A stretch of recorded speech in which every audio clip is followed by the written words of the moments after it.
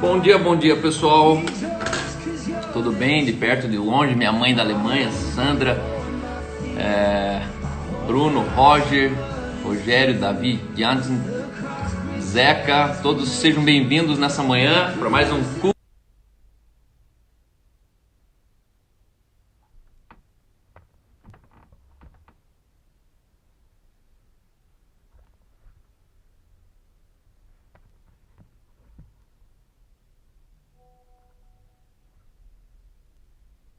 E é maravilhoso. Então, hoje eu quero deixar para vocês aqui um pensamento muito breve. Nesse tempo de crise, eu acredito que é tempo de eu e você, em primeiro lugar, nós encontrarmos um lugar de descanso. Descanse. Muitas pessoas vão perder o emprego. Ontem à noite eu tive um encontro com uma confraria de ministérios aqui da minha cidade, aqui de Curitiba. Reunimos aí 20 ministérios, tomamos um refrigerante, um vinhozinho junto, comemos uma boa carninha e, para minha surpresa, o coronel Péricles, que é o primeiro comandante da Polícia Militar, hoje é o primeiro homem abaixo do governador do estado do Paraná, é um líder de 19 mil homens militares. Ele deu um reporte para nós sobre a situação desse tempo que a gente está vivendo, desse isolamento, desse corona. E foi interessante que ele falou assim, pessoal, eu estou muito em paz, mas se preparem para vocês começarem a dividir as marmitas, se preparem para vocês começarem a acudir familiares, o desemprego ele é descabível, as pessoas, ninguém tem previsão nem da volta do comércio, muito menos de quantos comércios vão conseguir retomar, né? E isso significa um desemprego em massa. E hoje de manhã, enquanto eu corria, eu pensava muito nisso, refletindo sobre crises. Eu acredito que crises são momentos especiais que Deus sempre usa na história. Então, em primeiro lugar, entenda que crises revelam o eu sou. É na crise que talvez você vai descobrir o eu sou que você nunca sabia que morava dentro de você. A crise é o momento onde nós literalmente talvez perdemos tudo, e tudo que sobra é tudo que nasceu, o eu, você. E é interessante que muitas pessoas acreditam que o emprego delas é o futuro delas. Só que na verdade o seu emprego não é um futuro. Na verdade o seu futuro é seu trabalho. O futuro está dentro do seu trabalho e o trabalho está dentro de você. Então entenda o seguinte: o teu emprego não é o teu trabalho.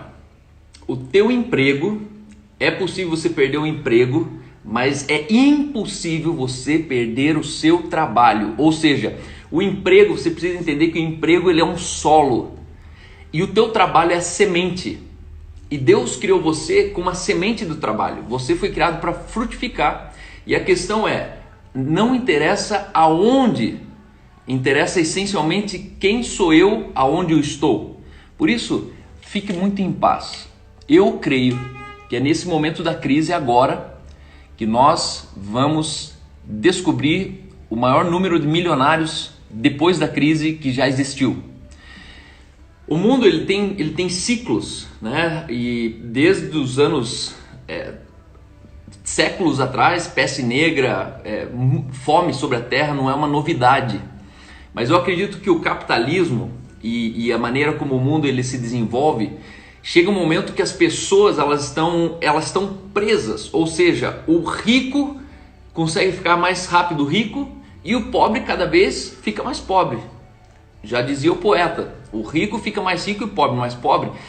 E Jimmy Carter, que é um dos meus heróis vivos, enquanto presidente dos Estados Unidos, ele foi perguntado no final da sua carreira, Jimmy, qual a sua maior preocupação com a humanidade hoje, na perspectiva de um presidente americano que conduziu um país?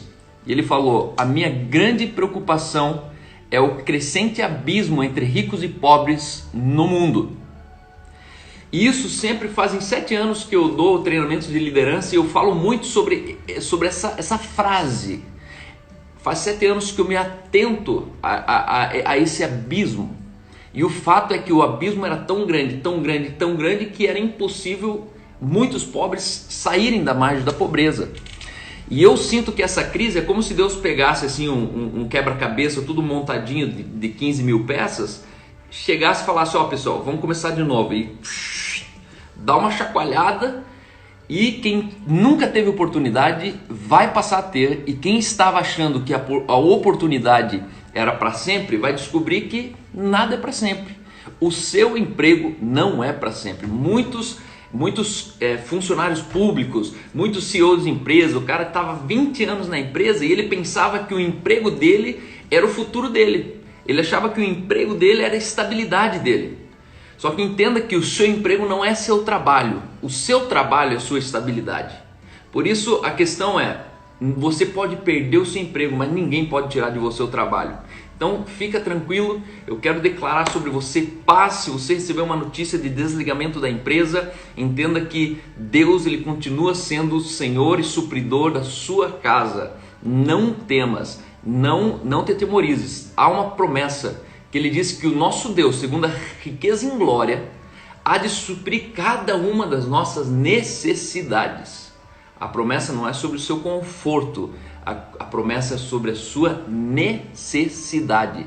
Então, você vai ser trazido para fora do lugar de conforto, com certeza. Eu já comecei, a minha igreja já começou, eu tenho 9 mil reais de boleto que eu preciso saber o que fazer com eles.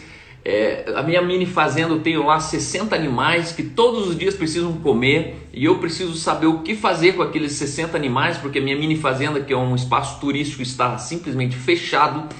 Mas fica tranquilo, tá tudo bem. Ainda que a gente perca a mini fazenda, ainda que a igreja pare, ainda que só sobre você, com você, isso é suficiente para você recomeçar. Não perca nessa crise o eu que está dentro de você. Você pode tirar tudo que está fora, mas ninguém pode te roubar o que só você pode preservar dentro, tá bom? Deus abençoe, fique firme. Já temos 70 pessoas ao vivo e deixa eu já receber aqui o nosso convidado especial hoje, pastor teólogo, pastor Rainer Hitler. Vamos ver se a gente vai desenrolar essa live hoje em inglês, em português, em porto-inglês. Fala, meu irmão. A paz de Cristo. Tudo bem, graças a Deus. Que bom. How is your Portuguese? My Portuguese is okay. I can understand everything and I speak fluently. Oh, that's so amazing. Então, pessoal, Rainer Hitler, deixa eu introduzir para vocês, antes dele se apresentar e antes dele já trazer para a gente um pouco de sabedoria. Eu conheci ele 6 anos atrás com um irmão muito querido aqui em Curitiba chamado Cleverson, de uma igreja da comunidade Amai. Sim. E naquele período, por desencontros, a gente acabou não se conhecendo, mas eu já sabia que ele existia e eu já sabia que ele estava fazendo muito barulho entre as igrejas com uma mensagem do escândalo da graça. E a minha admiração por ele, obviamente, já era desde aquele tempo, até que eu cheguei na ilha, no meio do Pacífico, na ilha chamada Oahu, em Honolulu, e visitei uma base missionária chamada Surfing the Nations. E aí, numa noite, eu estava com alguns amigos, a gente estava dividindo um vinho, comendo um queijinho, e no meio disso tinha uma moça que começou a ouvir a nossa conversa e eu comecei a falar sobre o pecado, comecei a falar sobre a morte, sobre o inferno, sobre a ceia, sobre o batismo. E de repente ela olhou e falou, meu Deus, você é o primeiro cara que eu encontro que fala as mesmas coisas que Rainer Hitler fala. Eu falei, esse nome não me é estranho. E essa moça era da Áustria. E ela falou, o pastor Rainer era da minha igreja, hoje ele mora no Brasil. E na eventualidade, ela acho que até mandou uma foto, mandou um áudio e falou, estou com um pastor aqui do Brasil. E ali eu vi quanto o mundo é pequeno e quanto a graça ela percorre toda a terra, mais do que a gente imagina. Então, para mim é uma honra saber que hoje você é um dos mentores do Victor Azevedo, que é um amigo amado nosso, é um cara que eu sou muito orgulhoso por um history maker, por um cara que não se curvou aos barões da religião, um cara que tem um couro de crocodilo, e quanto mais bate, mais fica forte, fica resistente. Essa semana você deve ter acompanhado tudo de muito perto, né? Tudo que aconteceu com o Victor Azevedo. Só que isso, na verdade, só prova e comprova que a teologia na religião ainda está acima das pessoas. Isso só comprova que o sistema religioso sempre vai privilegiar mais a teologia e a doutrina do que as pessoas. E o reino de Deus diz que pessoas são mais importantes do que coisas. Só que a religião, ela nunca vai colocar as pessoas acima da teologia. Só que precisamos lembrar que a teologia continua sendo uma coisa. Nada mais do que uma coisa. Então, isso me fascina muito quando a gente fala de graça, quando a gente fala de Jesus, né? Jesus sempre vai colocar as pessoas acima da teologia, vai colocar o ser humano acima do pecado, vai colocar o ser humano acima da discussão, vai colocar o ser humano acima da cultura, porque people matter, né? O que interessa são o valor do Criador nas pessoas. Então, hoje eu estou aqui primeiro para falar sobre graça, né? Eu acredito que é uma coalizão hoje sobre graça. Há 6 anos atrás, não sei se o senhor sabe, mas eu preguei uma mensagem chamada O Escândalo da Graça. E eu confesso que foi o dia que as escamas dos meus olhos caíram e eu simplesmente despertei para um cristianismo que é de verdade. Não que o outro era mentira, mas o outro era incompleto. Me deram um copo com uma gota de veneno e falaram que era um copo de água. Mas quando eu bebia daquilo, eu sentia que não era só água. E ali eu entendi que quase graça é continuar na lei. E aí eu me levantei como um pastor e falei assim, me mostre 10 igrejas no país que pregam a integridade da graça. Que não coloca uma gotinha de lei, né? Porque é isso que hoje a religião ela faz. Ela te dá um copo de água, eles falam, é água, dela coloca uma gotinha só de veneno. E ela fala, não, um copo de água. Mas se você tomar aquilo, é letal, é um veneno. Porque uma gota transforma a substância inteira. E é assim que eu vejo que essa pregação da graça com uma gotinha de lei, ela continua sendo lei. E eu, naquele tempo, me levantei no país decidido a ser uma igreja que assume todos os efeitos colaterais da graça de Jesus. Isso impacta financeiramente, isso impacta na membresia, isso impacta no avanço da plantação de igreja, porque, na verdade, isso é orgânico, né? A igreja na graça. Então, seja bem-vindo. E nós queremos ouvir principalmente sobre a tua experiência, desde como Deus te tirou, como Deus te levantou tanto de um mensageiro, de uma mensagem da reforma que não tem 500 anos, mas tem 2000 anos. É uma reforma que começa em Romanos, em Gálatas, Efésios. E como tem sido os teus dias hoje aqui com a gente? Olha, primeiro, muito obrigado por me convidar, Carl. Você, em verdade, tem que falar minha língua nativa, mas não fala mais, como eu já descobri, alemão. Yeah. Mas eu estou muito feliz. Eu fui criado numa igreja bem tradicional, na Assembleia de Deus, em Áustria. Eu entreguei a minha vida para Jesus 52 anos atrás. Meu pai, ele era pastor da Assembleia, muito tradicional, muito lei, muito homem de Deus, mas ele não entendeu certamente. Então, foi muito mistura de lei, aí um pouco de graça, mas maioria de lei. Mas desde eu era uma criança, eu tenho 59 anos agora, desde eu era uma criança, eu tinha um desejo para liberdade, para ser livre e para Jesus. Eu queria conhecer o verdadeiro Jesus. Aí então eu comecei a procurar Jesus, fora da caixa, fora da igreja. Aí começou, eu era uma criança aqui, 6, 7 anos, e eu tinha vários encontros com Jesus mesmo. E quanto mais eu conheci Jesus, quanto mais eu estava aprendendo e entendendo,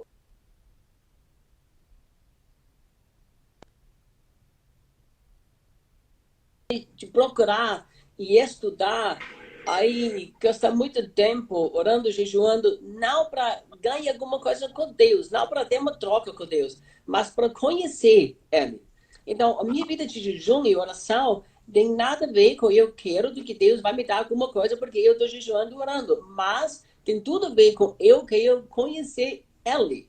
E quando eu comecei a conhecer o Jesus, tudo mudou na minha vida. Eu comecei a ver Jesus de uma forma completamente diferente como a igreja prega ele.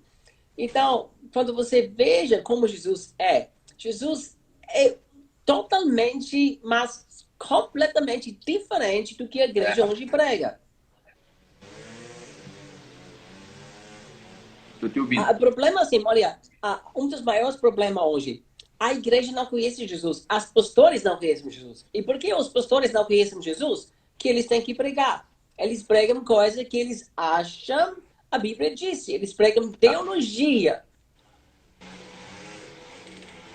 Tá. Só um minuto aqui, que estão cortando a grama aqui.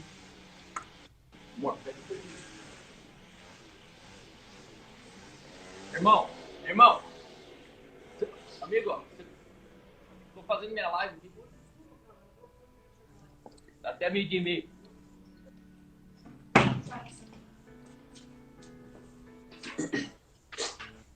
Perdão. O meu jardineiro tá aqui hoje comigo aqui. Aí ele tava cortando a grama bem do lado da minha janela, mas agora já vai melhorar aqui. Espero que esteja bem a nossa transmissão aí. E agora estou concentrado. Olha, então, o maior problema que a igreja hoje tem, a igreja não conhece Jesus. Então, se você prega alguma coisa que não se encaixa na religiosidade e na mentalidade dos pastores, e todo mundo vai se levantar contra você, porque eles não conhecem Jesus. Esse é muito triste. Eu recebi todas as mensagens, tantas mensagens todos os dias, e pessoas falando comigo assim, Reinhard, eu tenho seguidores que não são grandes. Eles chegam de mim falando assim, uma rapaz me mandou uma mensagem, ele falou, eu tenho 46 anos, eu nunca gostava da igreja, nem católica, nem evangélica, por isso eu não gostava da Bíblia, por isso eu não gostava de Deus. Mas quando eu encontrei, se você através do seu live, você ama Jesus de uma forma que eu nunca vi na minha vida. Eu quero este Jesus. Eu quero. Me mostra como eu posso encontrar este Jesus. Nossa. E é interessante que o efeito colateral de quem tem a revelação da graça, que ele começa a ler a Bíblia como nunca. Ele começa a ter uma sede da Bíblia, aonde ele chega e fala assim, mas aonde que estavam esses textos que nunca pregaram pra gente? Gálatas 5, Romanos 5, 6, 7, 8. E aí é interessante que a mente expande, e aí eu tenho um problema. As pessoas, elas chegam na cidade, onde não tem igrejas que pregam a graça, e aí elas não conseguem ficar numa igreja. Porque quando você conhece o verdadeiro, você identifica tudo que é falso. E a religião, ela usa de muitos subterfúgios falsos, né? São manipulações, são gatilhos mentais. Eu costumo dizer que a religião, ela trabalha em 3 pilares, né? Ganância, medo e enfermidade. Então, se você tem enfermidade, você vai para a igreja. Mas daí, quando você é curado, ela te puxa pela perna da ganância. Fala, não, Deus vai te prosperar, Deus vai não sei o quê. Aí você fala, não, eu tô próspero, eu tô bem. Aí ele fala, não, então cuidado que Deus ele pode pesar a mão lá na tua família, o câncer pode ir na tua casa. E aí eles ficam brincando nesses 3. E aí, quando chegou um ponto que as pessoas começaram a acompanhar muita gente pela internet, eles falaram, mas pastor, aonde que eu vou na igreja na minha cidade? Não tem uma igreja que eu aguento ir. E aí parece pretensioso a gente falar, porque dá a impressão que está todo mundo errado e a gente está certo. Só que não é que está todo mundo errado. A questão é que o sistema religioso já era errado no tempo de Jesus. Isso. E aí, o que me chama a atenção é o seguinte, Jesus nunca precisou perder o tempo dele batendo de frente com a religião. É aqui que eu errava muito.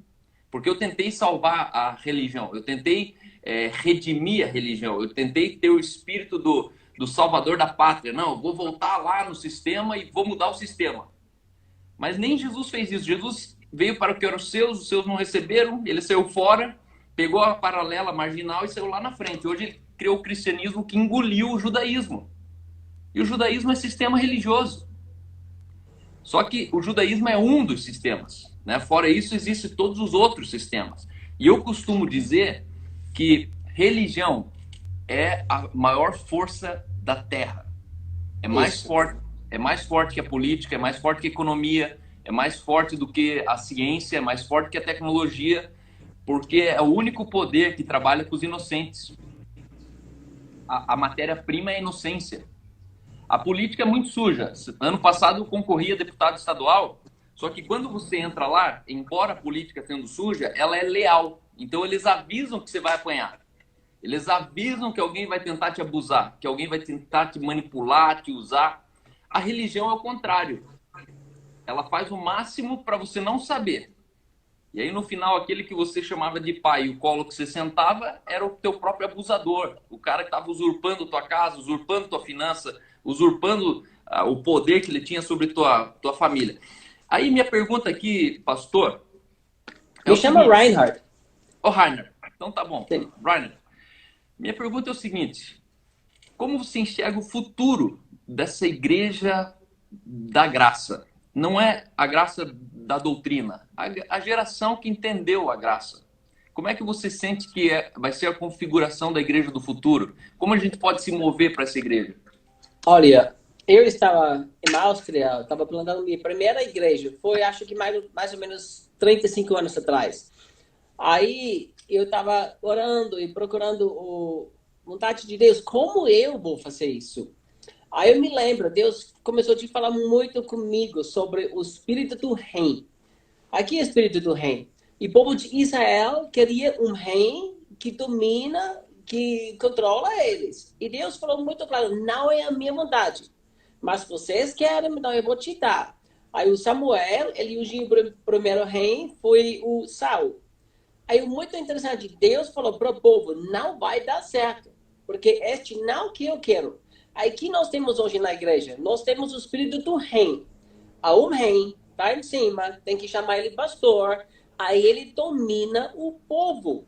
E Deus falou comigo esta época, Reinhard, este espírito do rei vai ser quebrado no mundo e você vai ver e você vai fazer parte. Então eu estava orando e esperando 35 anos já para Uau! este negócio seja quebrado. E ano passado eu estava na igreja do Victor, na verdade, no dezembro. E de repente, do nada, Deus me deu uma profecia. Eu me lembro, foi tão forte. Eu estava pensando, o que está saindo da minha boca? Aí, o que saiu da minha boca foi, em 2020, igrejas vão fechar. O espírito da religiosidade no Brasil vai ser quebrado. Aí, o que Aleluia! nós vemos hoje? Nós vemos hoje uma coisa muito forte. Porque, em verdade, a igreja não é uma instituição. A igreja é um corpo de Cristo orgânico que mostra a graça e a vida de Jesus para todo Amém. mundo. A Amém. isso tem o futuro. E Deus me falou, o parte da profecia o ano passado foi assim, jovens de 15, 16, 17, 18 anos vão se levantar, vão pregar a verdadeira evangelho e eles vão liderar milhares de pessoas. Uau! Olha, isso que eu estou amando. Por quê? Porque que é graça? A graça tem nada a ver com muitas igrejas onde mostram. Um rapaz recentemente falou comigo, Reinhard, o nosso pastor prega graça no púlpito, saiu do púlpito e mata gente. É isso aí. Nossa, eu comecei a chorar. Ele falou, ele Isso aí. prega graça, saiu do púlpito e mata gente. É. A verdadeira igreja da graça da Nova Aliança que está se levantando no Brasil é uma igreja que não se importa com títulos, primeiro, que não se importa com posição, mas se importa que Jesus Cristo seja levantado, Amém. seja Amém. levantado, seja, sabe, ele tem que ser levantado, ele tem que ser tudo para nós. E essa igreja, a verdadeira igreja da graça, ela vai colocar tudo foco no Jesus, porque quem é noivo? É noivo é Jesus. Para quem pertence a noiva? A noiva não pertence para pastor. A noiva pertence para noivo. Amém. Jesus é noivo. Eu sinto um clamor do coração de Jesus, falando assim para os pastores do Brasil, me dá a minha noiva para volta. Ela é minha. Ela é minha. Você não vai controlar ela. Você não vai manipular ela. Ela é minha própria noiva. E isso é a igreja que eu vejo no Brasil se está levantando com uma força. Amém. É interessante isso, porque a graça, há anos atrás, Deus me deu um sonho. E eu estava no apartamento da minha praia, aqui perto de Curitiba. E o nosso apartamento ele fica no pé de uma montanha. E eu estava assim no apartamento e eu via do mar se levantando uma onda do tamanho de tsunami. Era onda assim de 25, 30 metros de altura. E que vinha e a onda ficou do tamanho da montanha, onde fica o nosso apartamento.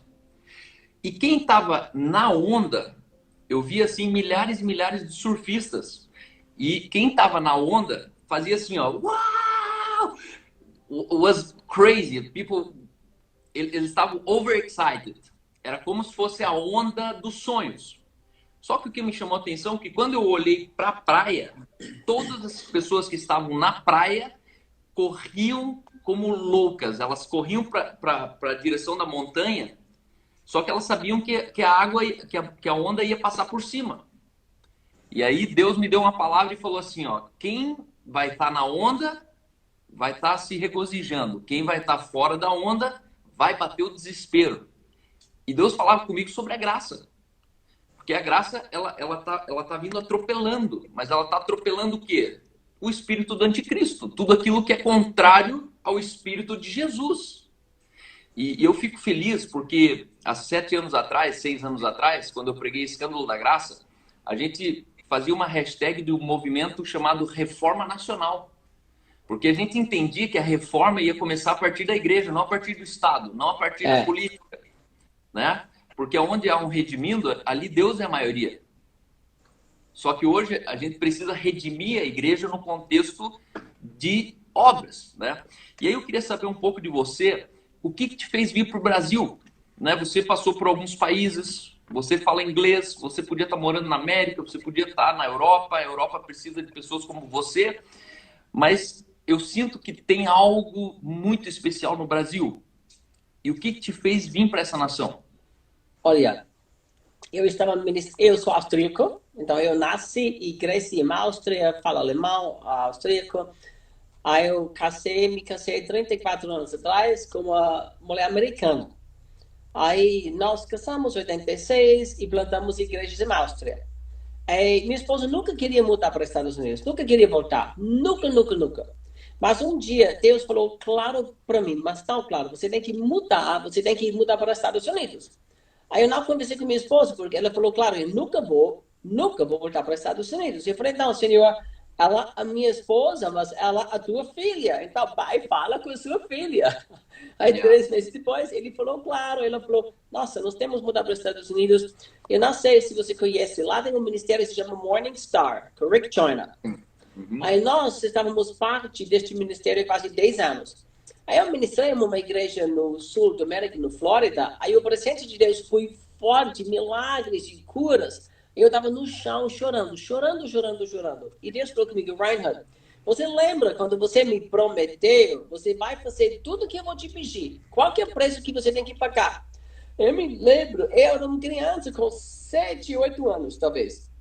Eu me lembro tão claro, eu fui tão impactado de Jesus. Eu falei, Senhor, tudo que o Senhor me pedir, eu vou fazer. Não me importa. Aí eu falei, Senhor, eu me lembro. Ele falou, ainda onde isso conta? Eu falei, conta. Ele falou, então arruma sua mala e muda para o Brasil. Eu me levantei, mandei mensagem para minha esposa, falei, amor, arruma sua mala, nós vamos mudar para o Brasil. Aí mudamos para o Brasil. Chegamos aqui com malas de roupas, sem dinheiro, sem saber que nós vamos fazer, sem ideia de nada.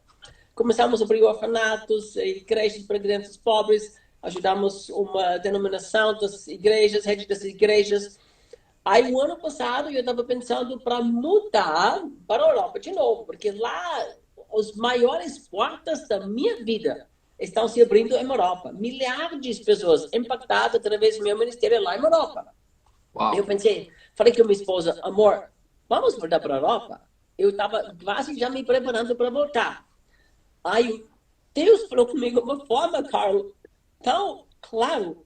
Ele falou, Reinhard, os últimos 5 anos e meio você estava jejuando, clamando para a transformação do Brasil. E agora, quando a transformação do Brasil está chegando, você está voltando para a Europa, você quer vender o propósito aqui do Brasil. Eu falei, não vou voltar. De jeito nenhum, não vou voltar. Então, eu estou aqui no Brasil porque eu tenho uma certeza a transformação do Brasil, a maior colheita da história do Brasil está chegando, mas está chegando. E por isso eu estou aqui no Brasil, porque eu vou fazer parte dessa onda da, sabe, que quebra a religiosidade para conversões verdadeiras, quando pessoas são apaixonadas por Jesus e não para pessoas. Isso que eu estou vendo muito claro, por isso eu estou aqui.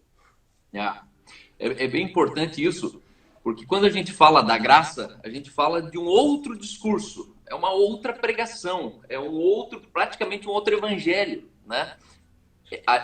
Ainda que seja a graça do evangelho, mas essa é a prova que o evangelho que Jesus trouxe, que é o reino chegado de Deus, não tem nada a ver com o que está sendo pregado.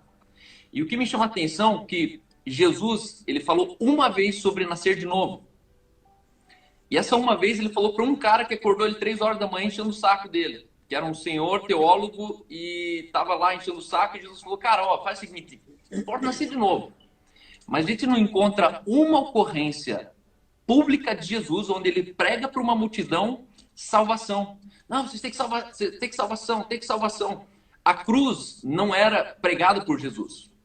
Só que Jesus, ele pregava um reino que estava chegando, um reino que estava sendo revelado. E hoje o que eu percebo? Que a religião, ela prega salvação, mas não revela o reino. Quando, na verdade, a gente tem que parar de pregar salvação, com todo respeito, tá? Não é que a gente tem que parar de pregar, parar de salvar as pessoas, mas antes de pregar a salvação, eu preciso pregar o reino chegado de Deus. E a graça revela esse reino. Um reino onde eu sou rei sacerdote, um reino onde eu tenho uma herança, onde eu tenho um legado, onde eu tenho um pai, não um patrão. Eu não tenho um senhor só sobre minha casa, eu tenho um pai celestial e ele me chama de filho. E no momento da vida ele me emancipa como filho. Então ele diz que o que você ligar na terra, eu ligo no céu. E o que você ligar no céu, eu ligo na terra. Se a gente for ver, a cruz inverteu a Bíblia de ponta cabeça. E eu vejo que a grande confusão hoje do sistema religioso é acreditar que o Novo Testamento começa em Mateus. Então eles estão vivendo de Mateus a Atos, mas esqueceram que o Novo Testamento começa em Atos para cá. Por isso que o sistema ainda está na lei, porque eles estão vivendo os tempos de Jesus.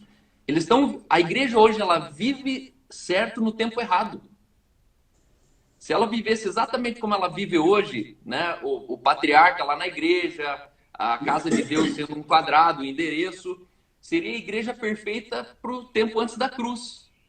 Só que a cruz, ela trouxe de volta para nós o direito eterno de existir, né? Por isso que o salário do pecado não é mais a morte. Quando eu preguei isso, eu quase fui crucificado.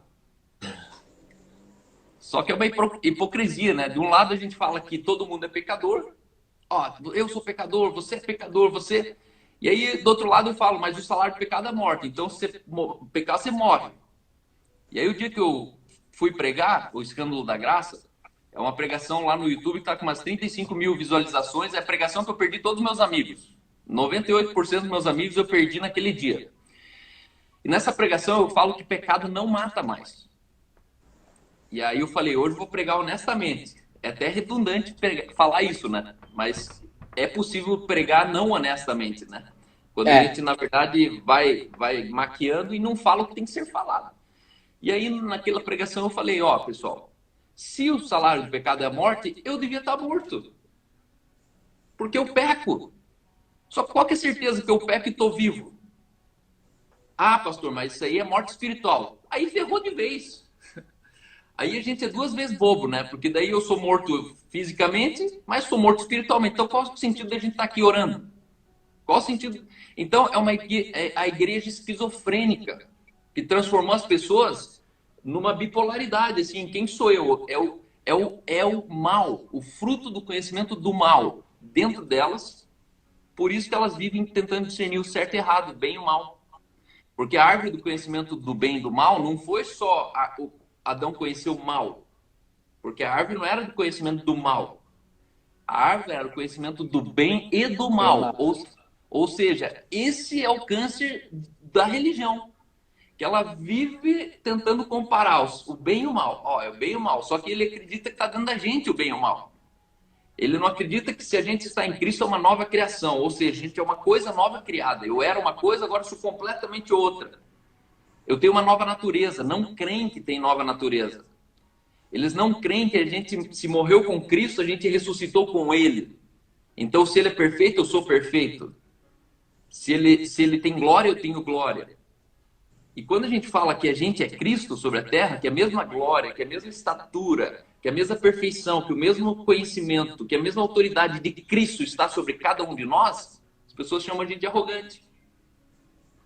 Só que é contraditório, porque esse é o objetivo de todo o evangelho. Elevar o homem à perfeição da perfeita varonilidade. E aí parece que é uma competição que a gente faz a vida inteira, corre atrás de uma coisa que quando a gente alcança, eles falam, não, não pode, porque é arrogância.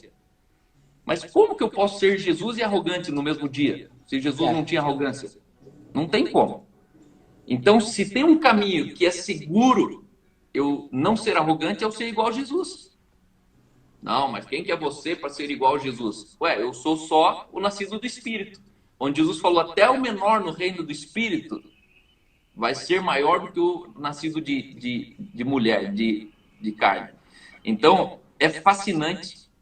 Eu sei que quando as pessoas elas têm essa visão revelada da pessoa de Jesus, porque para mim a graça é Jesus, né? A lei foi dada por intermédio de um pedágio, que era Moisés, mas a graça e a verdade, o próprio Deus falou, não, deixa que eu desço, né? Eu entrego pessoalmente, ninguém vai fazer esse telefone sem fio. Mas eu queria saber um pouco hoje, como é que tem sido para você dealing with the criticism? Como é que você tem lidado com a perseguição, com o sistema que persegue, que critica? Como é que você lida com as críticas? Como é que tem sido a tua posição de olhar a igreja do sistema e lidar com ela? Isso é a coisa que eu mais amo no Brasil. Que eu mais amo no Brasil, a persecução.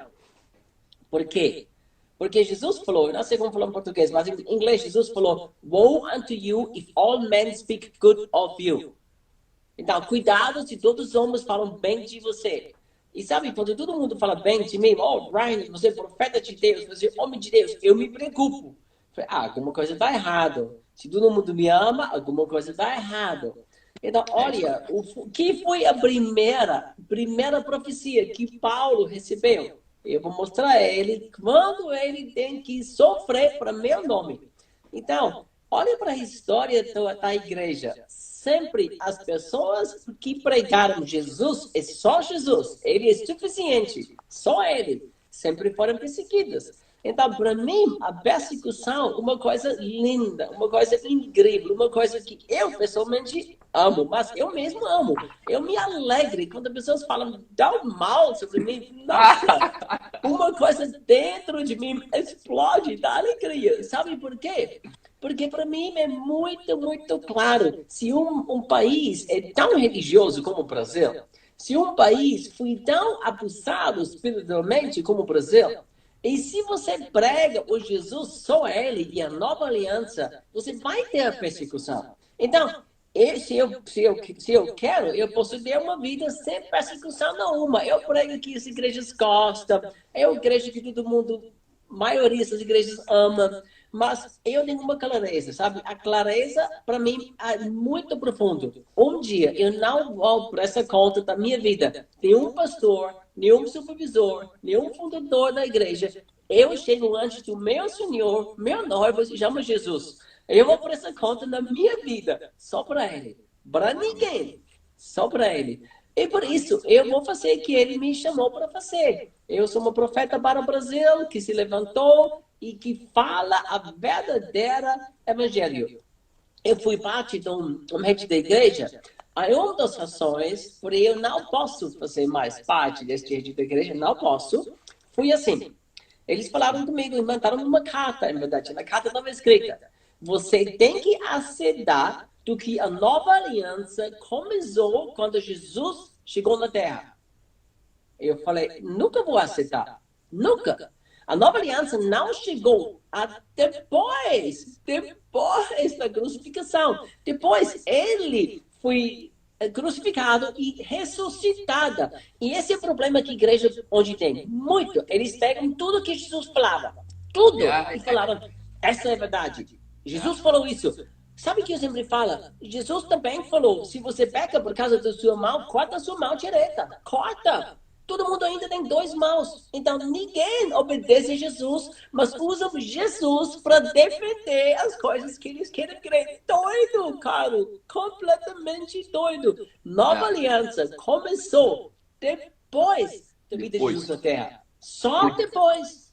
Porque quando se muda o sacerdote, muda-se também o sacerdócio, o estatuto. Claro, E era um estatuto antes. Quando eu claro. falo isso, eu sempre falo assim que 95% do que Jesus ensinou não era para nós, Exatamente isso. era para quem estava debaixo da lei. Exatamente isso. E essa confusão da lei permanecer viva hoje. As pessoas tentar viver o evangelho e não o apostolado de Atos, o derramamento do Exatamente. Espírito, né? Então, eu me fascino. Eu escrevi um livro, que ele não foi impresso ainda, mas eu não sei quando que eu vou lançar ele. E o tema do livro é Graça, Justiça, Herança e Glória. E ali eu coloco 4 valores básicos que eu sonho para o meu país. Que todo crente ele entenda que a graça não é o fim, a graça é o portão. É só o gate onde eu passo. E quando eles entenderem a graça, só então eu consigo fazer ideia o que é ser justiça. Não tem como compreender justiça se eu não entender graça. Aí, quando eu entendo a graça me impulsiona para a compreensão. Cara, eu sou justo e não fiz nada para isso. Como eu era injusto e não tinha feito nada para isso, quem fez foi Adão. A gente consegue crer que eu sou pecador porque Adão pecou, mas eu não consigo crer porque eu sou justo porque Jesus foi justo. Eu não precisei fazer nada em nenhum dos dois. Eu só precisei depositar fé. O crente, ele crê que é pecador porque ele crê na obra de Adão, mas ele não crê na obra de Jesus. Nega a obra de Jesus. Nega a obra de Jesus. E aí, a centralidade da cruz ainda continua sendo o perdão de pecados. Só que perdoar pecados foi efeito colateral da cruz. A cruz existe para devolver ao homem o direito eterno de ser. O homem perdeu a eternidade quando ele comeu do fruto do conhecimento do bem e do mal. Ali do pó ele veio, do pó ele foi condenado ao pó. Ele perdeu a imortalidade, se tornou mortal. E aí, quando eu entendo justiça, a gente acessa a herança. E aqui que é o que eu vejo que vai ser o triunfo da igreja, o dia que o discurso começar a ser prático. Porque 60% dos evangélicos hoje eles estão endividados. Mas eles continuam falando que eles são herdeiros de Deus. Como que você é herdeiro se você é pobre? Como que você é herdeiro se você deve para todo mundo? Como que você é herdeiro? Herdeiro de quê? Então Deus é pobre. Porque herança não é a minha capacidade de saber que eu sou herdeiro. Herança é a minha capacidade de desfrutar da herança. Quanto mais eu desfruto, mais eu sei quem eu sou. E aí, quando eu acesso a herança, eu descubro que a vida em glória não é ter 3 carros. A vida em glória não é andar de jatinho particular. A vida em glória não é morar em condomínio fechado. Mas a vida em glória é governar sobre coisas, pessoas e circunstâncias. E aqui que a gente pode entrar no coronavírus. Deus, o evangelho de Jesus, ele não prometeu mudar a nossa circunstância, como prego. A proposta do evangelho é mudar nós na circunstância. Porque ele diz, quando você passar pelo fogo, não te queimarás. Ele não está falando que vai apagar o fogo. Mas aí vem o sistema, vem a religião e fala, não, Deus vai apagar o fogo. O câncer não vai bater na tua porta. Você não vai passar por dificuldade. Mentira. Você vai passar por... No mundo tereis aflições. Ainda que eu ande pelo vale da sombra da morte, não temerei. Não é que a morte não vai chegar e me assustar. Eu não temo. Então, eu creio que a gente precisa empurrar essa geração a viver destemidamente.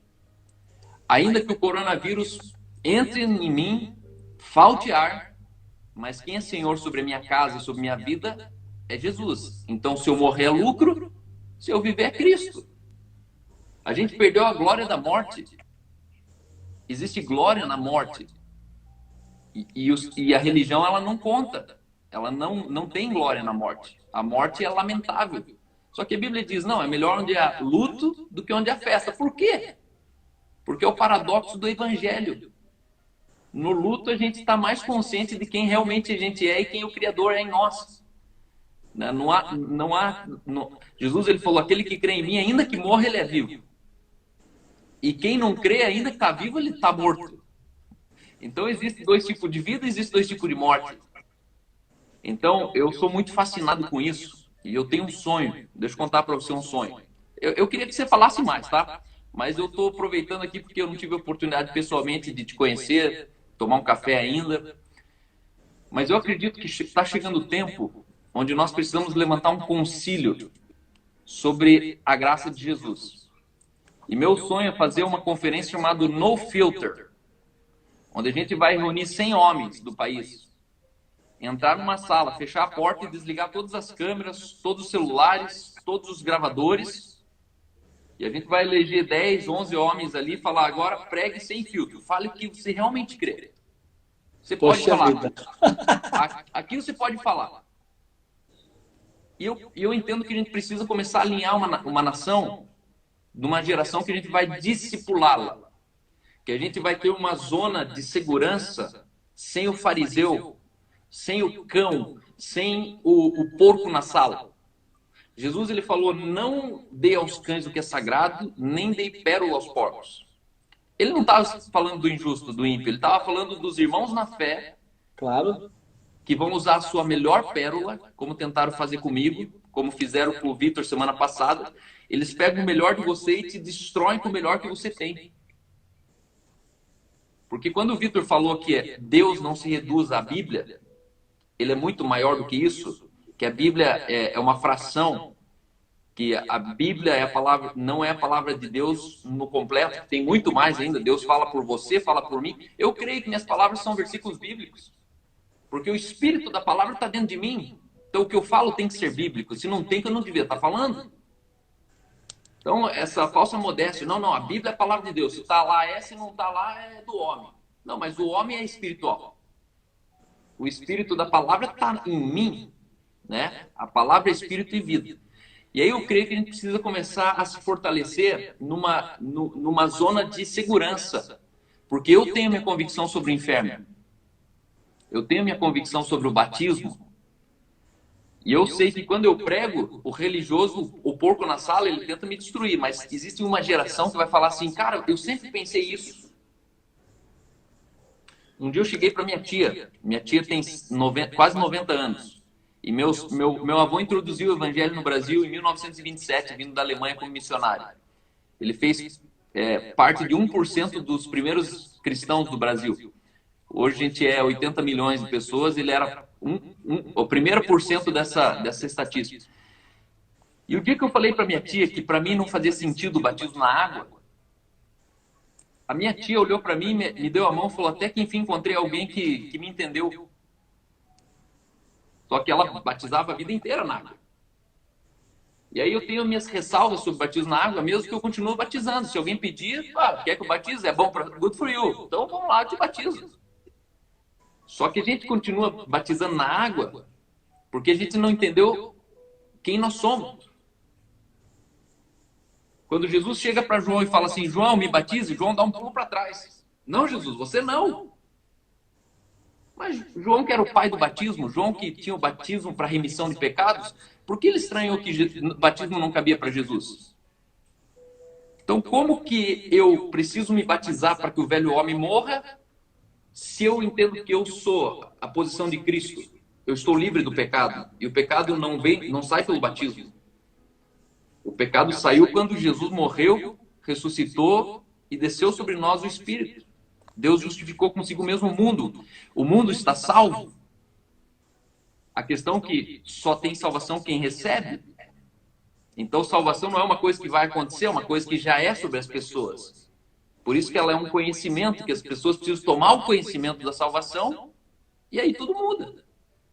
Então, eu acredito que a gente precisava reunir esses 100 homens do Brasil, mas sim, homens que, você vai lá para ouvir, compreender e discordar.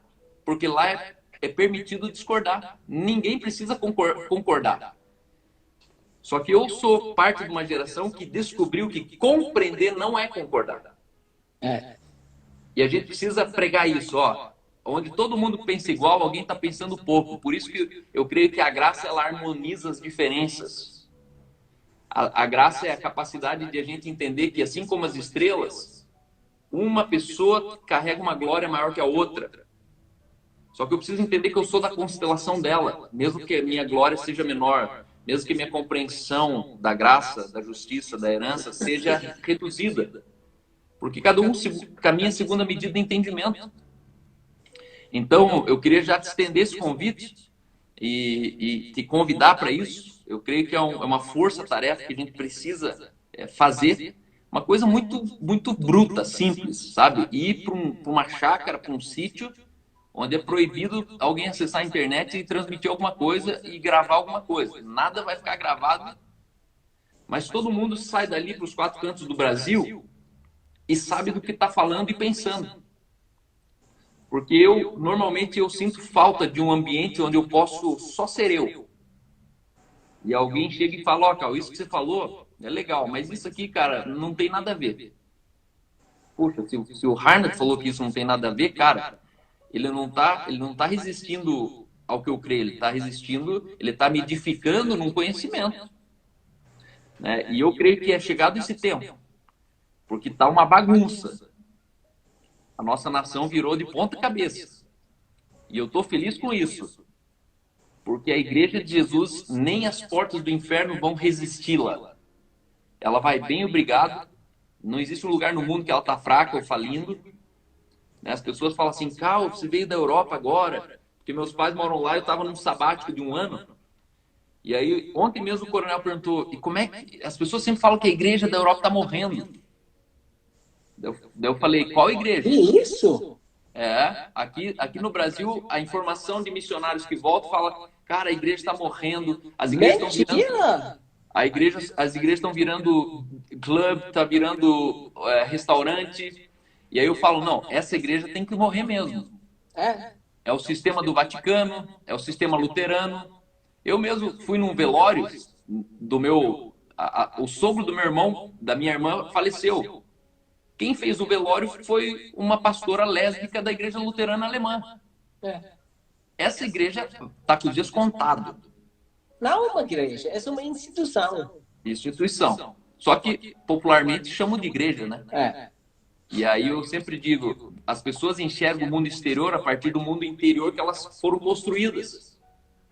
Por isso que se a gente vê uma igreja falindo, é porque construíram uma igreja falida dentro da gente. Mas eu creio que hoje a gente vive o melhor tempo da história. Isso? Né? O evangelho nunca foi proclamado como os últimos 3 meses. E isso anuncia a volta de Cristo. Jesus, ele falou, vocês vão ter rumor de guerra, vão ter fome, nação contra nação, mas isso será notícias comuns. Mas até que todos tenham ouvido falar de salvação, então virá o fim. Eu tenho proclamado que o fim não vai ser denunciado pelo caos, o fim vai ser denunciado pelo avanço maciço do evangelho.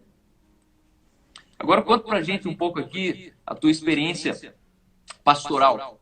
Como você pastoreia nessa perspectiva da graça, quando o assunto é discipulado, matrimônio, intervenções com crises familiares? Olha, eu nunca gostei a ideia do discipulado como o Brasil faz.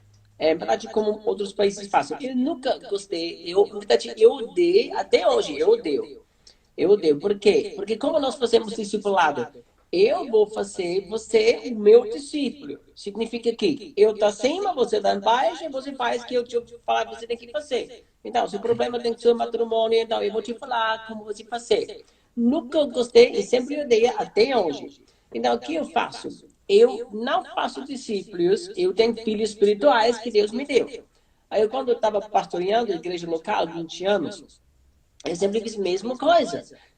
Mas todo mundo falou comigo, mas Ryan, Jesus falou, pregue o evangelho para as nações e faça discípulos. Eu falei, não, você estava não entendendo nada. Porque se você veja que Jesus falou, ele falou, pregue o evangelho, ele depois falou, faça discípulos, ensina a eles que eu te ensinei. Então, não faça discípulos de você, faça discípulos de mim. Então, o que eu faço? Eu pastorei desse jeito. Fala para Jesus. Por exemplo, um filho espiritual meu, ele é pastor, o pai dele é pastor, aí o vovô dele é pastor, aí ele chegou de mim e falou, pai, ele me chama pai. Ele falou, pai, eu quero mudar para os Estados Unidos, e fica 6 meses, não pode ser hebreu, lá. Qual conselho ele me dá? Eu falei, não vou te falar nada. Você é um menino com 27 anos, casado, não fala comigo sobre isso. Mas eu quero ser o conselho. Eu falei, não, você faz o que Jesus te falando para você. Aí ele não Ele não desistiu, não desistiu. Eu falei, não, eu vou te dar um conselho.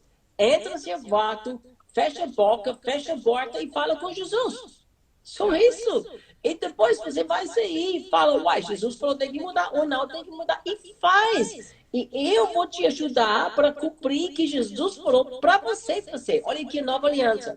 Ninguém ensina outro, porque eu vou escrever o meu lei hoje no coração e na mente dos meus filhos. O que nós temos que fazer? A igreja hoje acha o pastor tem que manipular, guiar, controlar a vida dos outros. Ele não confia no Espírito Santo. Eu confio no Espírito Santo. Eu creio todo crente pode ouvir a voz do Senhor. Ele e o pastor. Então, se ele e o pastor ouvem, eles ouvem a voz do pastor. Então, vai errar? Demais. Vai fazer erros? Claro que sim. Mas nós aprendemos através dos nossos erros. E não deixe pessoas errar, por favor. Eu falei hoje com um dos rapazes, um pastor me mandou mensagem sobre Victor. Eu falei, por favor, este menino tem 25 anos, ele vai errar? Claro que sim. Deixe ele em paz, por favor. O que você está fazendo e falando? Então, como eu pastorear, eu conectar todo mundo com Jesus. Dia e noite inteira. Fala com ele, segue ele, aprende a ouvir a voz dele. Se você vai fazer coisas tão horríveis, ele vai te ensinar. Quem disciplina os filhos? O papai ou o pastor? O papai. Quem é o papai? O nosso papai do céu. Então, deixe o papai resolve os problemas das vidas das pessoas. Amém. Como eu pastoreio, desse jeito. Por isso, o Espírito Santo não pode ser subestimado. Ele está vivo dentro das pessoas. Né? Ele não é só um pensamento positivo. A gente tem 1 minuto aqui que vai cair a live. Eu vou derrubar ela para a gente voltar aqui, tá? O papo tá muito bom. Tem 750 pessoas aí com a gente. E aí, para não cair, a gente já volta, tá bom? Tá bom. Até logo. Tá bom. Pessoal, estamos de volta com a live muito louca com o pastor Reinhard Hitler, um dos generais da graça, um dos pastores que tem sido muito importante no nosso país. Quando todo mundo diz que graça é coisa da molecada, graça é coisa dessa molecada, não. Existe gente experiente, existe gente que já chegou antes da gente nesse evangelho e pode ter certeza que essas pessoas elas falam com propriedade. Então eu vou desativar aqui. Porra, Michelzão, que legal, preciso te conhecer melhor. Eu vou desativar aqui, me perdoem, tá? Mas senão a gente fica desconcentrado aqui. Mas continuem. Estamos de volta, pastor Reinhard. Me diz uma coisa, como é que você compreende a generosidade quando o assunto é financeiro? As pessoas, algumas igrejas que eu percebo, elas avançam para a generosidade, aí as contas vão lá embaixo, né? Porque quando você fala para a igreja que não precisa mais dizimar, ela entende que não precisa mais nem ser generoso. E isso é uma luta muito grande já, falando da minha própria igreja local. Como é que você tem ensinado as pessoas a serem generosas na graça, entendendo que o dízimo não é questão de não precisar dizimar, é questão de não ser só 10%, agora é 100%. Ou como é que você trabalha essa dinâmica? Olha, quase minha vida do ministério inteiro, eu tenho quase 40 anos este ano, está servindo Jesus. Aí eu sempre falava isso. Infelizmente, para mim é muito triste, a igreja tão imaturo. Por que igreja imatura? Agora vou ofender muita gente, mas vou falar isso. Por que igreja tão imatura? Porque maiorias, na minha opinião, provavelmente 95 ou mais por cento de todos os pastores que eu conheço, eles agem no espírito do anticristo. Que espírito do anticristo? Olha, a Bíblia fala tão claríssimo, tem um mediador entre Deus e homem Jesus Cristo. Deus aqui, homem aqui, só um entre eles. Só um. E Jesus Cristo. O que está acontecendo na igreja? Deus está aqui, pastor está aqui, aí depois um homem. Então, o pastor ouve a voz de Deus e fala para a igreja que tem que fazer. E igreja, que igreja? A maioria das igrejas pensam, irmãos, a maioria dos crentes pensam, o meu pastor tem mais autoridade do que eu, a oração dele, Deus ouve mais, ele tem mais conexão com Deus, então eu me conecto com Deus através do pastor. E pastor aceita. Pastor não pode aceitar. Pastor tem que falar com o povo dele. Eu não sou Jesus Cristo. Ele te conecta direto com o Pai. Então você se conecta com o Pai através de Jesus Cristo e não me coloca dessa posição, porque este é o espírito anticristo. Então, o que nós temos hoje? Nós temos um problema horrível. Igreja imaturo por causa disso. Muito imatura. Muito imatura. Eu falo para todo mundo, olha, sua igreja era tão abaixo da lei, mas tão abaixo da lei. Agora você está entendendo, o dízimo não tem nada a ver com a nova aliança. Mas se você é pastor, não fala para a igreja, não precisa mais dizimar. Primeiro ensina generosidade. Quando a igreja, veja, duas coisas. Para mim é tão claro, duas coisas. Primeiro, você ensina que a Bíblia fala sobre generosidade. Segunda, você vive. Sabe qual problema nós hoje temos? Pastor prega alguma coisa e vive outra coisa. Uma coisa tão horrível, mas tão horrível. Os fariseus fizeram isso. O Jesus falou, você coloca o carrego acima das pessoas que eles não podem carregar e vocês não também. Então, se você quer que sua igreja fique generosa, você vive.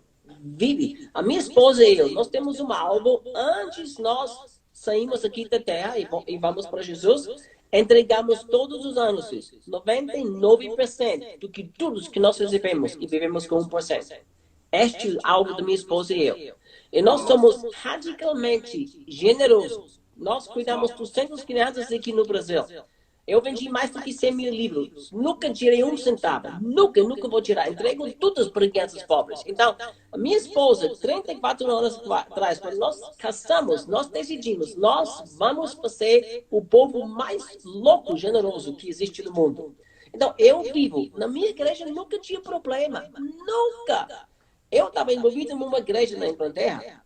Olha, lá ninguém tirou oferta. Você chega na igreja e não tem uma palavra da oferta. Não existe um momento da oferta. Não existe. Por quê? Igreja entendeu, generosidade faz parte da minha vida. Tem uma caixa atrás, o povo entra e coloca dinheiro lá. Igreja sustenta tudo. Pastor, prédio, missionários, uma coisa incrível. Então, você tem que viver generosidade e prega generosidade e depois você não precisa falar mais sobre isso. Interessante não que... é tão complicado. Não é tão complicado, cara. Nos Estados Unidos, a gorjeta, ela não vem incluída na conta. Porque a própria cultura já ensinou eles a serem generosos sem serem crentes. Mas a cultura já é cristã, né? Vem de uma origem cristã. E no Brasil, eu percebo que a própria cultura já trouxe essa pobreza. Que eu sou um parasita e que eu preciso só receber, porque eu não tenho. Vai faltar para mim. Então, eu creio que, inclusive, o modelo cultural do Brasil vai ser transformado nisso. Né? Não é só a igreja que vai... Não é uma coisa de crente ser generoso, né? É uma coisa de gente ser generosa. A generosidade é a expressão de humanidade, né? Só uma pessoa curada, grata, que ela simplesmente é generosa. Isso pode ver os grandes multimilionários, né? Eles doam fortunas e fortunas sem ser crente, né?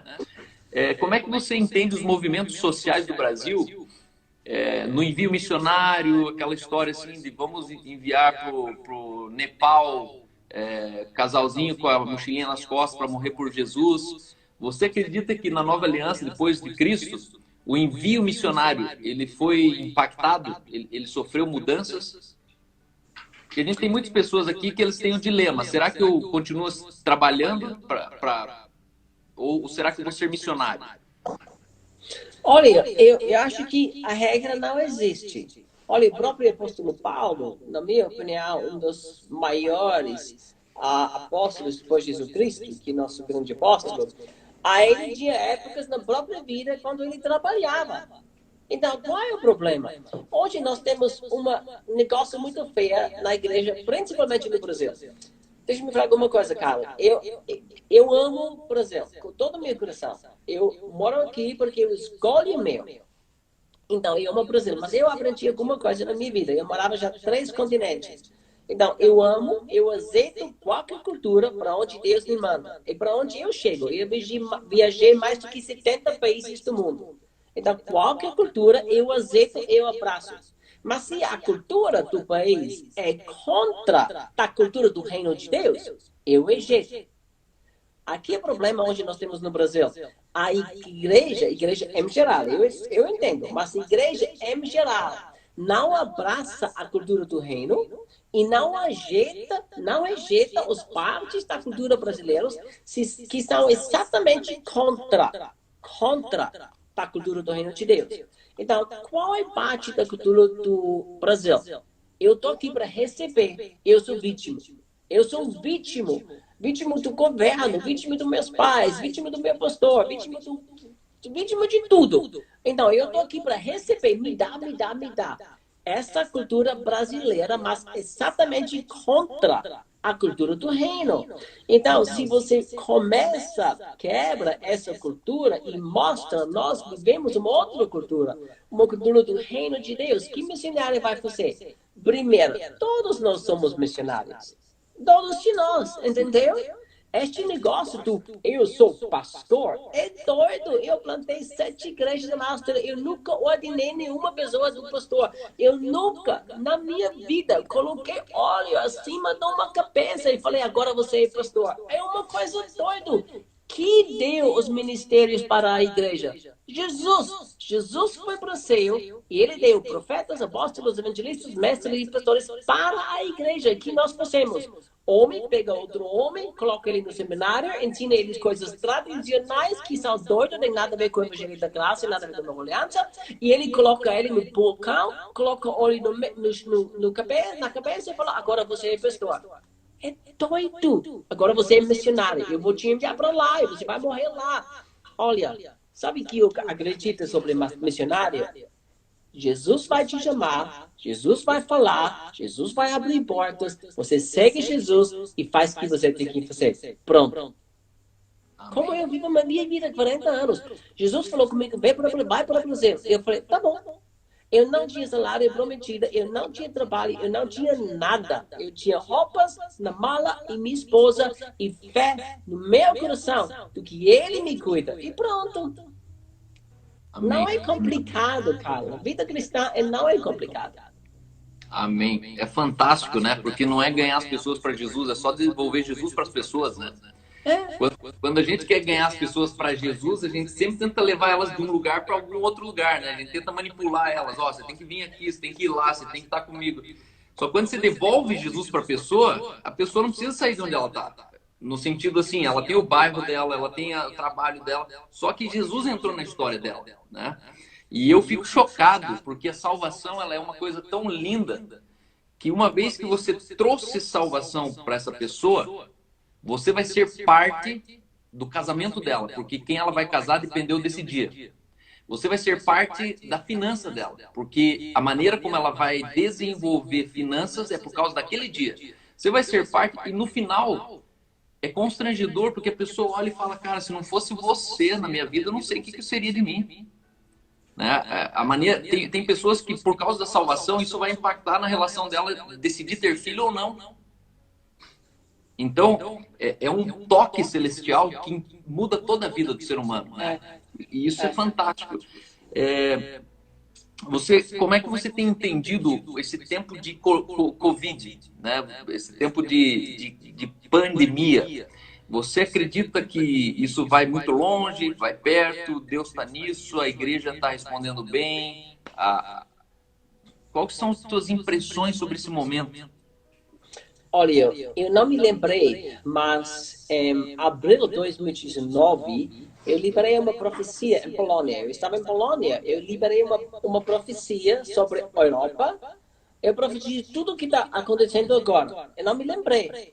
E quando toda a pandemia começou, aí um rapaz da Polônia falou, Ryan, você sabe, você profetizou tudo isso? Eu falei, não. Ele me mandou uma profecia de quase 20 minutos sobre medo e pânico, aí tudo vai fechar, e tudo muito ruim. Mas parte da profecia foi assim, a igreja tem que se preparar. Então, eu acredito que o vírus tem alguma coisa com Deus. Não, porque o Deus, ele deu a terra para nós. Para nós. Eu sou dono da terra, não é Deus. Deus não é dono da terra. Ele alugou, para entender melhor, ele alugou a casa que se chama terra para nós homens. E nós fazemos uma bagunça, infelizmente. Mas agora, nessa bagunça, qual é a coisa, para mim, mais linda? A hora da verdadeira igreja chegou. A hora da verdadeira igreja se levanta e fala, como você falou, eu estou passando também, mas medo não tenho. Olha que vergonha. Cara, que vergonha. Mais ou menos 2 semanas atrás, o governo do Brasil chamou todo mundo para jejuar e para orar contra este vírus. Eu me levantei contra isso. Eu falei, não, vou jejuar não, vou orar não. Olha, que vergonha. Agora, 2 semanas atrás, todo mundo estava jejuando e orando, clamando por Deus para mudar esse problema. Aí piorou. Piorou. Então, que ímpio agora vai pensar? Nossa, estes evangélicos têm poder nenhuma. Deus deles não faz nada.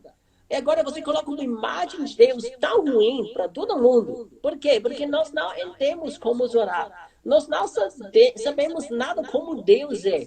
Se Ele me deu a terra, eu tenho que me levantar e falar, medo não existe na minha vida. Qualquer coisa que eu passo, eu vivo em Cristo, Cristo vive em mim. Eu sempre vou ganhar. Eu sempre vou ganhar. Igreja está se escondendo com medo, reage exatamente como todo mundo reage. Que vergonha! Agora, nossa oportunidade para brilhar como nunca. Amém, amém. Fantástico.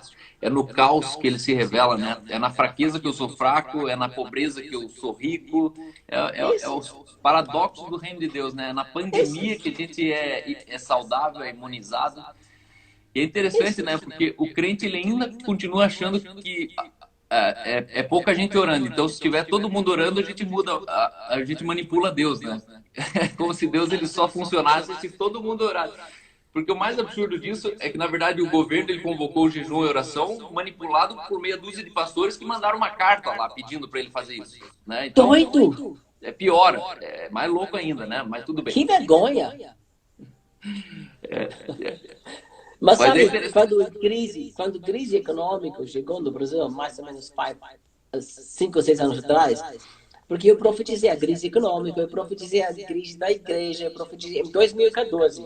Deus me deu uma palavra. O Brasil vai ser abalado 4 vezes. No Copa do Mundo, que aconteceu outra vez na Alemanha, e depois a economia, depois o mundo político, e depois a igreja. Tudo está gravado. Eu profetizei isso 6 anos atrás.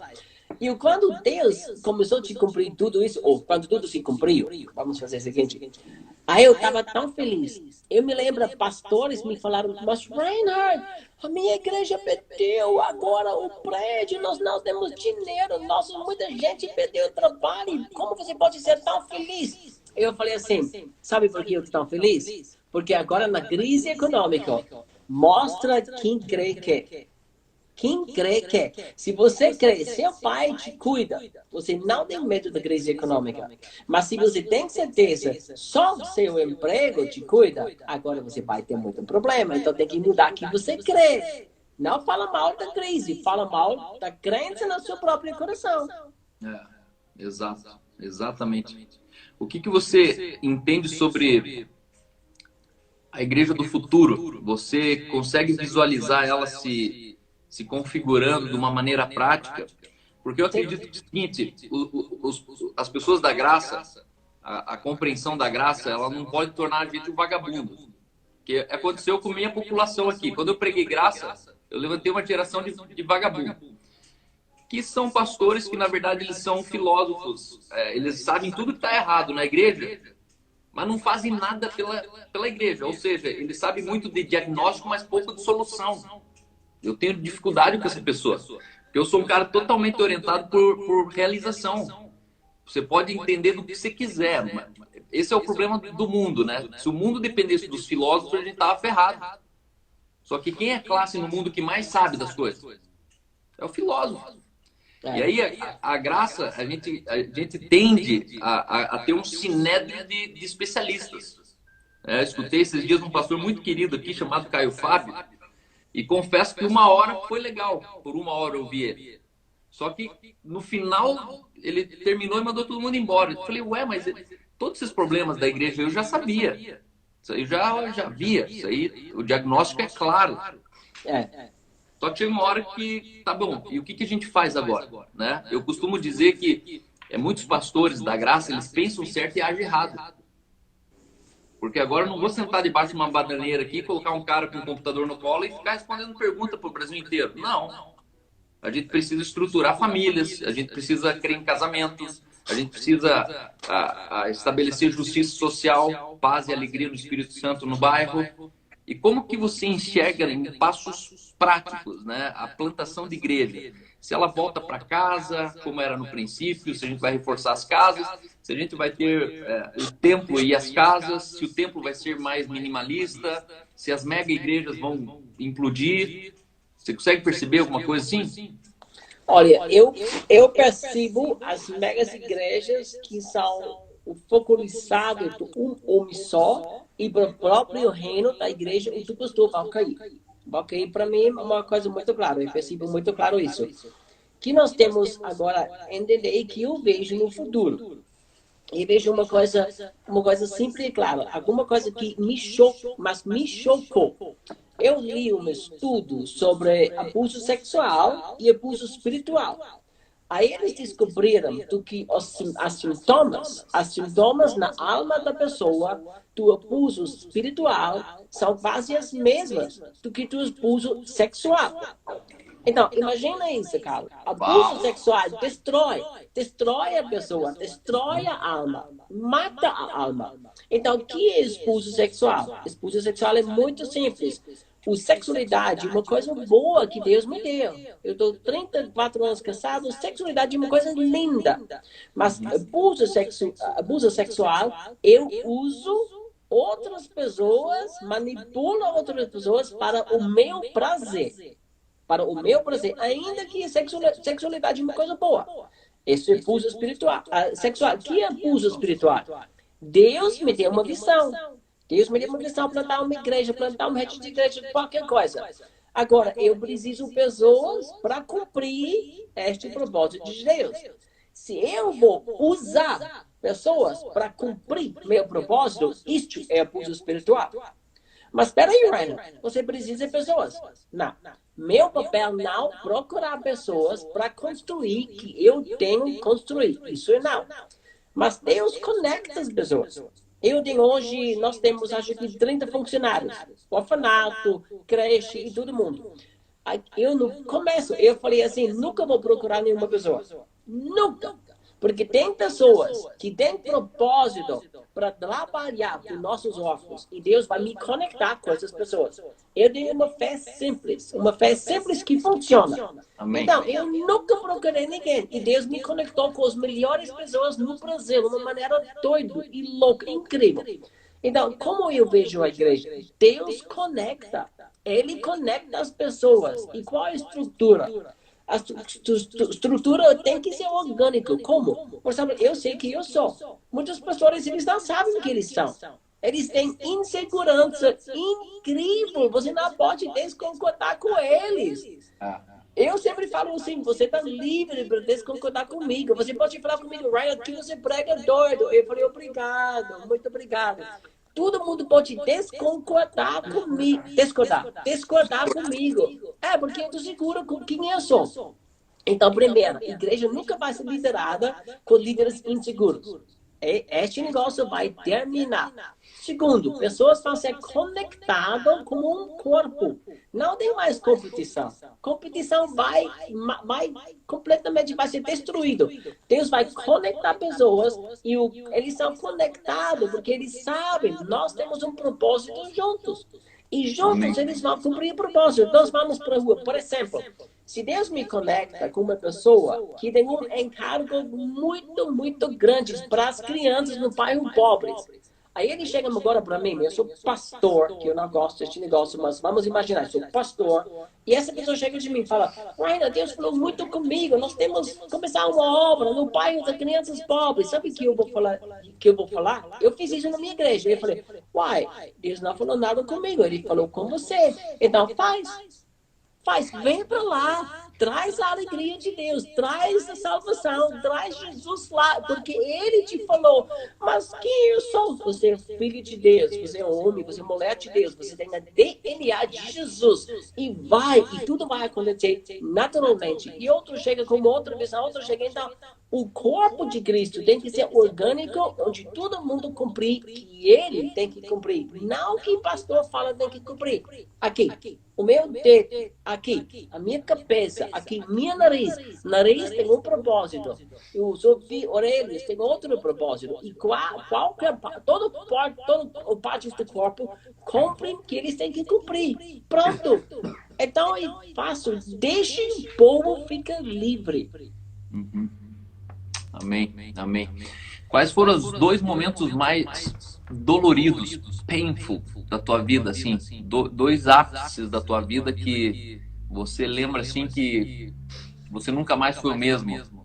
Você já teve crise, burnout, essas coisas nada toda?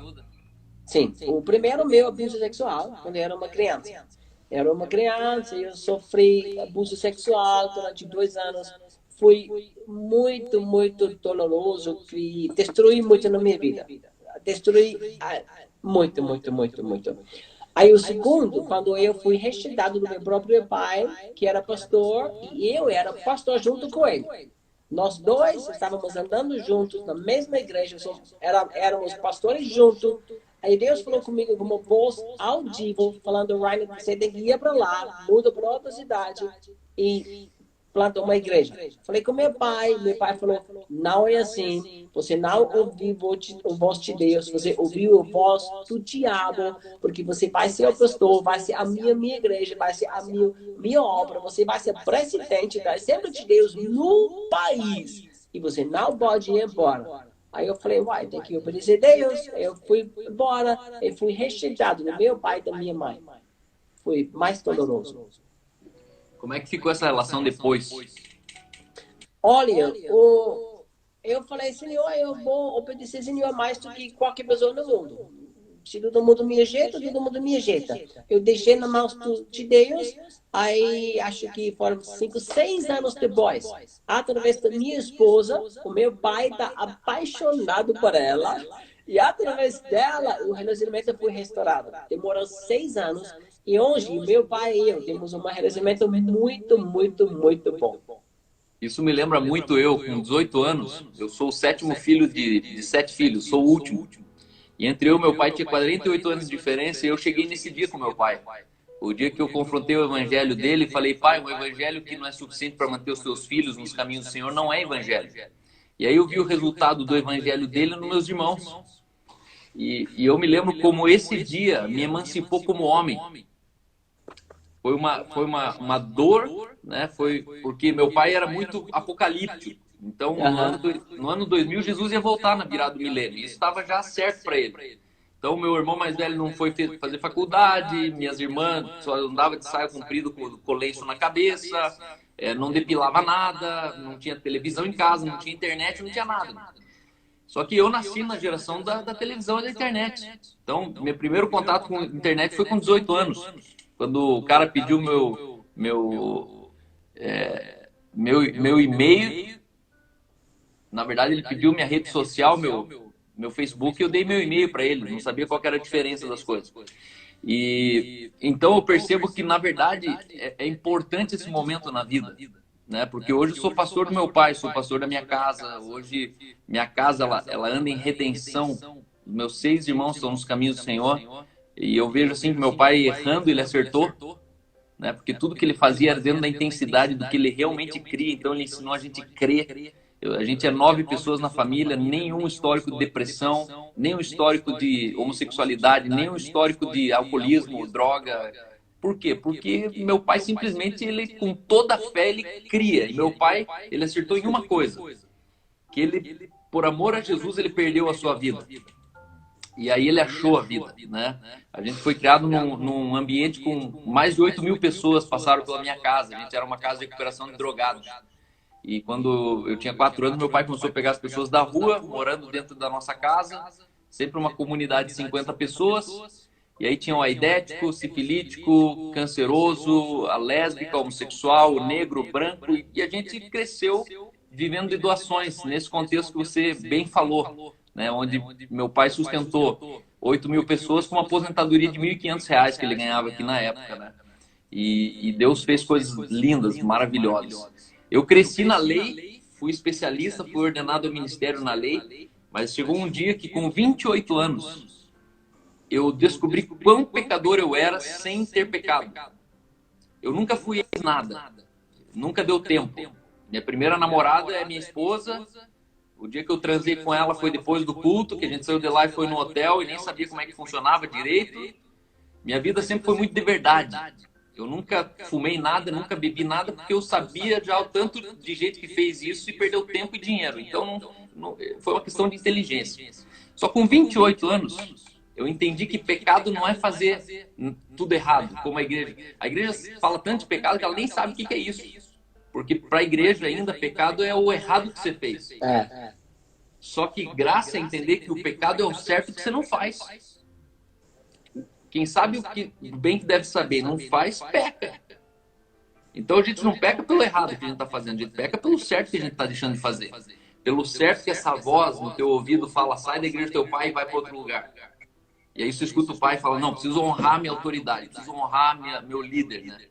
Então é interessante isso. E eu quero encorajar a nossa live aqui, as pessoas realmente ouvirem o Espírito dizendo, esse é o caminho, andar por ele.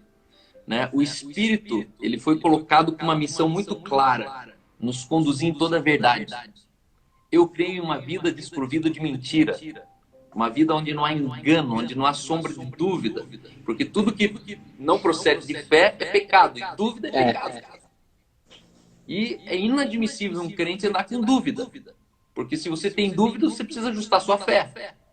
Né? Então, eu fico muito grato. Queria te dar as considerações finais, que você falasse no teu coração, aquilo que Deus está te falando para esse dia, para essas 800 pessoas que estão com a gente aqui, e no final você nos conduzisse numa oração, declarando revelação, declarando entendimento, declarando descanso. Tá bom, tá lendo. Eu vou lá em inglês e meu filho vai traduzindo. Depois eu tenho que ir embora, tenho que levar ele para trabalho. Não ele, mas outro filho. Aqui, meu filho Daniel. E aí, tudo bem? Jesus, thank you. Jesus, obrigado. You're beautiful. Tu és lindo. You are so beautiful. Yes. Tão lindo. We love you with all of our E nós hearts. chamamos com todo o nosso coração. You have conquered our O hearts. Senhor conquistou os nossos corações. You are so perfect. Tu és tão perfeito. Thank you that you've made us also perfect. Obrigado porque o Senhor também nos fez perfeitos. You've made us your bride. O Senhor nos fez a tua noiva. You've given us your O DNA. Senhor nos deu o teu DNA. Jesus, we thank you Jesus, obrigado. that the real and true bride of Jesus is rising up here in Brazil. Que a verdadeira noiva Bem, Pai. está se levantando aqui no Brasil. Jesus, I thank you E Jesus, eu te agradeço. that you yourself will kiss your bride away. Que o Senhor vai despertar a sua noiva com beijo. Aleluia. Thank you Nós te agradecemos. that the people will rise up and step out of religion. Que as pessoas vão se levantar e vão sair da religião. Yes, And they are Jesus. going to be passionate in love for the E bridegroom. eles estarão apaixonados pelo noivo. Because his bridegroom's love has conquered their hearts. Porque o amor do noivo conquistou seus corações. And Lord, for this we surrender. E Jesus, para isso nós nos We rendemos. surrender to be part of your beautiful bride. Nós nos rendemos para ser parte dessa noiva linda. And to be part of fulfilling the purpose of the E para bride. ser parte do cumprir do propósito do noivo. Jesus, we thank you. Jesus, obrigado. Our hearts are so grateful. Os nossos corações Aleluia, são tão gratos. We thank you for the bright future of the church here in Brazil. Nós te Amém, agradecemos Pai. pelo futuro brilhante da igreja no Brasil. But Lord, we also thank you Mas, Senhor, também te agradecemos for the end of the religious controlling, manipulating institutions here in Brazil. Pelo fim das instituições de Amém, controle e Pai. manipulação do Brasil. Thank you. Obrigado. We love you. Nós chamamos Jesus. Amém. Amém. Amém. Amém. Foi Meu um irmão, prazer imenso. eu que agradeço toda a humildade, toda a prontidão. Você é um cara que me ensina demais, me inspira. Todas as quintas-feiras à noite, a gente tem o Global Service, que é um culto que é feito um live stream do Brasil em inglês, 100% em inglês. É um culto que todas as quintas nós transmitimos pela igreja no cinema. Eu já queria deixar aqui o meu convite para você, no dia que você tiver uma disposição de você ministrar a palavra para nós aí da sua casa. É um culto onde nós temos amigos ao redor do mundo e eles têm ministrado a palavra. É um culto transmitido onde a banda aqui faz tudo ao vivo, nós transmitimos ao vivo, só que na hora da pregação você entra pelo Skype e a gente transmite você ao vivo para a nossa comunidade internacional. E Cada a gente chama quinta-feira? cada quinta-feira às 9 da noite. Então a gente começa às 9, ali por 9h20, 9h15. Se você um dia tiver uma disponibilidade, eu gostaria muito de você despejar esse conteúdo dentro desse lugar que você pode literalmente pregar aquilo que o Espírito Santo tem falado para você sem nenhuma restrição. O nosso público é um público que ele já entendeu que compreender não é concordar. Então a gente está pronto para ouvir o mais absurdo do mundo, rir com isso, guardar no coração e ver se um dia a gente vai usar aquilo. Eu sempre digo que palavras são sementes. Existem algumas pessoas que recebem a semente e jogam fora, de desespero. Existe outra pessoa que pega a semente e come. Existe o sábio que ele pega a semente e não sabe o que fazer com ela e põe no bolso. Só que um dia, aquela semente ela faz sentido, ele tira do bolso e se alimenta dela. Então eu creio que compreensões sobre a graça são revelações para esse tempo. Deus falando com a igreja no hoje, não é de 2000 anos atrás. E às vezes a gente não entende, e eu sei que eu tenho ensinado o meu povo a não desprezar aquilo que não entende e nem comer com farofa tudo que estão falando, Provar a palavra. E o que eu não entendo, eu guardo. Eu vou construindo aqui. Então, se um dia o senhor tiver essa disposição, eu gostaria muito de transmitir o senhor e fortalecer essa comunidade em países que falam a fala inglesa, tá bom? Sim. Me manda tudo isso pelo WhatsApp, aí eu vou marcar um quinto com você. Então tá bom, eu fico grato, viu? Obrigado. Satisfação, Deus abençoe o senhor. Tchau, tchau, obrigado. Tchau. Que live sensacional. Fala aí, pessoal, fala aí como foi sinistro. Todas as manhãs, 11 da manhã, eu tenho aqui a honra de receber pessoas que estão construindo um reino de justiça, alegria e paz no Espírito Santo ao redor do mundo. E eu fico muito grato que você tem sido parte disso. Eu já recebi aqui pastores de Orlando, o pastor Costa Neto, o pastor Bispo Flori, Arno Paus, Maurício de Orlando. Essa live aqui é uma live que é praticamente uma mentoria para quem realmente gostaria de ter uma mente para esse tempo. Aqui eu não vou te ensinar a ficar rico, eu vou te ensinar a ficar pleno, porque plenitude não é o quanto você tem. Cine não estava sem internet. Então, riqueza não é você precisar de tudo. Riqueza é você descobrir o quanto você não precisa. E isso é muito bom. Então, eu fico muito grato aqui. Obrigado por todos vocês. Eu tenho muitas considerações aqui. Bora tocar a terra, a Alvina falou. O Michel falou: irmão, eu estou em Roma, na Itália, prego a graça e o meu pastor é o Maurício Fragali, da Nova Igreja. É complicado pregar essa mensagem. Bem-vindo ao time, Michelzão. Conte comigo também. Meu marido não é membro de igreja, mas é muito crente, mais do que muitos. Devo buscar levá-lo? Eu acredito que você precisa simplesmente ser a igreja de Jesus dentro da tua casa. Estou no curso missionário da MISPA. Devo deixar? Escute o Espírito Santo. Talvez Deus te use lá para trazer grandes transformações. Johnny from Movie Church in Germany. So great, bro. Greetings from Brazil. Orem por minha tia internada por coronavírus. Vamos orar sim. Malu. Pastor Hitler, vou te mandar um direct. Me responda. Indiquem livros sobre a graça. Livro sobre a graça básico. Favor Imerecido. Destinados a Reinar, tem o do Alan Platt, que está consumado, Alan Platt. O nome desse pastor de boné é Carl Dietz, pastor da Live. Meu nome é Cal, da Igreja no Cinema. Honrar líderes é um tipo de abuso especial que algumas igrejas pregam.